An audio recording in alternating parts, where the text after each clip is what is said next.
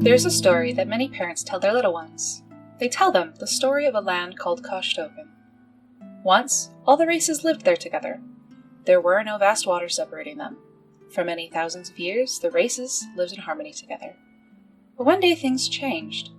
No one can remember who was the first to fight and start it all, save that it was the humans, the dwarves, or the elves. The humans blamed the dwarves, and the dwarves blamed the elves, who in turn blamed the humans. Regardless of who started the war, it quickly spread and infested all the land. Alliances formed and rivalries deepened. The halflings were persuaded to join the humans. The gnomes took the side of the elves, and the dragonborn united with the dwarves. The blood of all races spilled across the land, seeping into the ground. There was not one soul unharmed and untouched by the war's reaching hands. The gods took note. Akin, god of civilization, felt the pain and strife from this war more than any other god. These were his children, and they were not merely fighting one with another. They were destroying each other. So one night he caused a deep sleep to fall upon each one of his creations. Mothers and fathers with young babes were not disturbed from their slumber by a child's cries. Sentries at their posts sank to the ground to rest. Even the nocturnal drows slept, not even waking from their sleep of the day.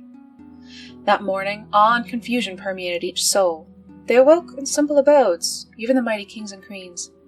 Outside their doorstep was a land they did not recognize. The high elves and the wood elves found themselves in a massive forest, with trees far taller than the ones they had known before. The drow were in new caves, all to their own, without the racket of the dwarves. The elves met the gnomes, who had found themselves in the neighboring grasslands and hills, and even had their own forest, though with much smaller, more familiar trees. The elves and the gnomes named their land Limertana. The dragonborn found themselves on their own grassland, with looming mountains their neighbor. Within those mountains, the dwarves awoke. To their delight, these mountains were far more rich in the ores than the ones they had known before. The dragonborn and dwarves named their land Hraltenfai. The halflings found themselves in fine grasslands and forests, but quickly discovered that humans were scattered all around them. The humans had always been plentiful and spread out, and this carried over into their new world. They were on the mountains, the coasts, the forests, jungles, and meadows. The halflings and humans named their land Kavanchila. Each race found themselves in a land perfectly suited to them, but it was not the land they had known before.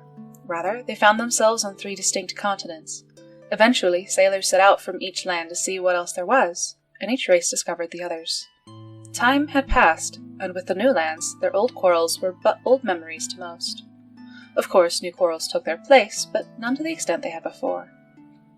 The races wondered what to name their new world. They were not given an answer. Many had begged for enlightenment since waking in this new world, but Akin did not answer until all the races were all, once again, known to each other.